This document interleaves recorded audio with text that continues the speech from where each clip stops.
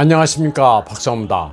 전편에서 알렉산드르 두긴의 루스키 미르에 대해 잠깐 설명드렸습니다만, 미르라는 단어는 세계라는 뜻 외에 평화라는 의미도 있습니다.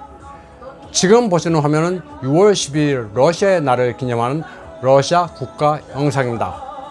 화면에서는 러시아의 다양한 소수민족들이 등장해 한 소절씩 러시아 국가를 부릅니다. 준공이 56개 소수민족이라고 하는데 러시아는 그 2배나 됩니다. 러시아 연방 각 지역에 흩어져 사는 소수민족이 무려 119개에 이릅니다. 러시아의 민족 정책은 기본적으로 관용입니다. 중공, 우크라이나와 달리 소수민족의 언어를 단합해 강제로 동화시키려 하지 않습니다. 러시아 연방이라는 울타리하는 모든 민족들을 공평하게 대우합니다.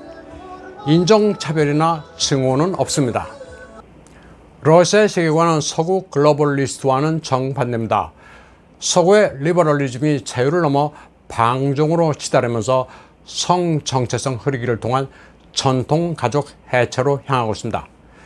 대외적으로는 국경을 없애자는 그럴듯한 구호로 각국에서 색깔 혁명을 일으켜 민족 국가를 지우고 있습니다. 또 EU의 경우 갈수록 오해식의 전체주의를 추구하면서 개별 국가의 주권을 침해하고 있습니다. 이에 반해 러시아는 인간 본성과 자유, 종교의 자유를 중시하는 보수주의 성향이 강합니다. 또 대외적으로도 개별 국가의 주권 존중을 표방하고 있습니다. 때문에 기후변화, 탄소 중립 같은 어젠다를 내세워 다른 나라 정책에 간섭하는 일은 하지 않습니다. 러시아는 전통을 존중하는 만큼 예술, 문화, 역사의 자부심을 느낍니다. 시장 경제를 채택한 지금도 소비에트 시절의 기념물이라도 그대로 보존합니다. 과거는 지운다고 없어지는 게 아니기 때문입니다. 이 점이 우크라이나와 결정적 차이입니다. 이번 주 우크라이나 키예프에서는 러시아의 위대한 신 알렉산드르 푸시킨이 빨간 페인트를 뒤집어 썼습니다. 군복 차림에 복면을 쓴 네오나치 대원들이 지하철 안에 있는 푸시킨 흉상에 빨간 페인트를 뿌리고 스스로 이를 촬영했습니다. 페인트를 뿌리고는 슬라바 우크라이니를 외쳤습니다. 그들은 이런 행위를 창조적인 퍼포먼스라면서 자랑스러워하고 있습니다. 당시 지하철역은 비었었고 키예프 당국은 이 같은 반달리즘에 전혀 대응하지 않고 있습니다.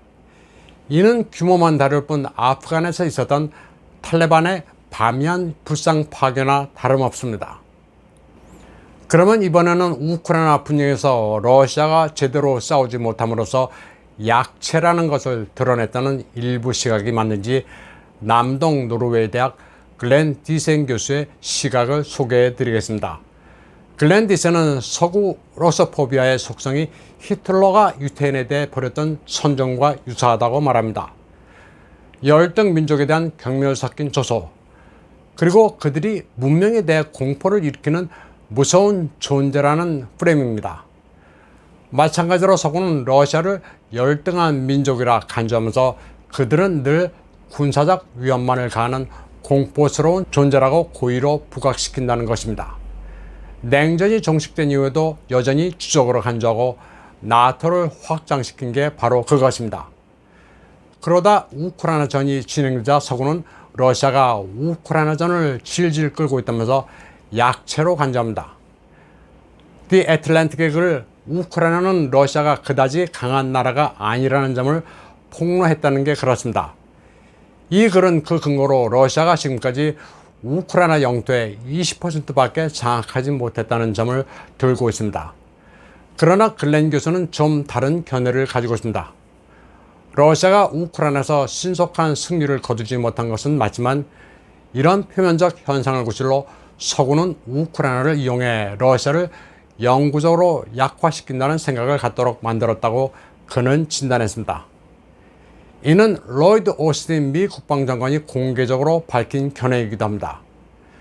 결국 우크라이나 분쟁은 소모전으로 전환됐습니다. 그러다 지금은 러시아가 마린카, 베스키, 아비프카 같은 우크라이나 최강의 중무장한 지역을 무너뜨렸습니다. 이로써 우크라이나는 한계점에 봉착한 게 현실입니다. 그동안 우크라이나 하나 어쩌지 못하고 고전하는 러시아가 강대국이 맞느냐는 말도 있었습니다. 존 미어시하이머는 주어진 시스템 안에서 자신의 노력으로 스스로를 지킬 수 있는 합리적 전망을 가진 나라를 강대국이라고 정의합니다.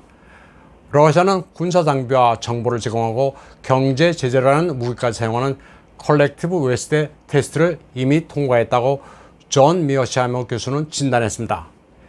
이제 컬렉티브 웨스트는 러시아의 전장 우세를 막는다면서 창고에 있는 무기를 고갈되게 만들었다고 했습니다.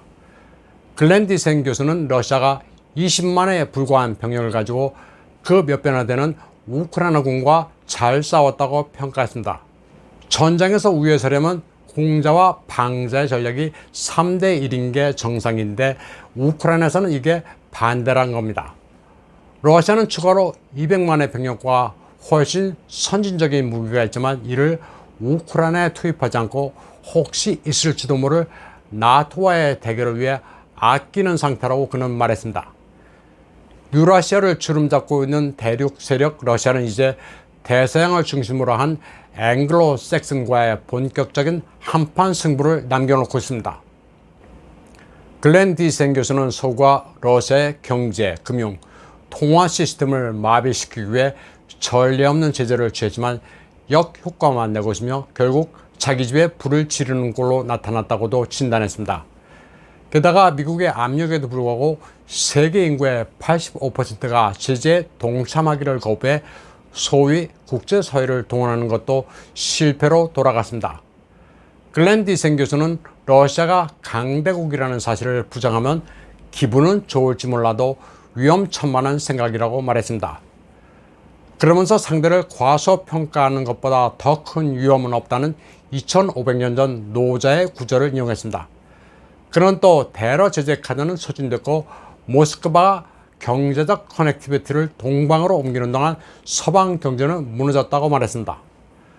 서구에 대한 러시아의 경제적 의존은 그나마 영향력의 원천이었지만 이제 그게 크게 줄어들었고 다시는 회복되지 않을 것이라고 그는 단언했습니다. 당장 가시권에 들어온 컬렉티브 웨스트와 러시아의 대결은 오는 11월 인도네시아에서 열리는 G20입니다. 푸틴 대통령의 참석이 예고된 가운데 러시아를 참석시키지 말자고 영국이 쌍심지를 켜고 나섰습니다. 우크라이나 전쟁이 계속되는 한 푸틴 대통령을 G20에 받으면 안 된다고 주장하고 있습니다. 러시아는 참석할 도덕적 권리가 없다는 말도 늘어났습니다. 영국 총리 후보인 리시 수낙과 리즈 트러스도 러시아의 참석을 허용하면 안 된다고 아우성입니다. G20에 참석하면 각국 정상들은 원탁에서 서로를 바라보게 되어 있습니다.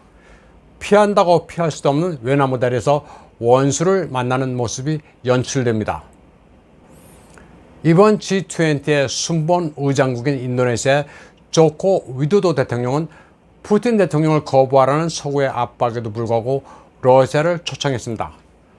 서구 국가들이 러시아를 따돌리려 하지만 마음대로 되지는 않고 있습니다. 국제사회라는 용어를 서구가 써서 그렇지 러시아를 따르는 국가들이 수나 인구수에 있어서 모두 압도적으로 많습니다. 오늘 방송은 여기까지 하겠습니다. 시청해주신 여러분 감사합니다.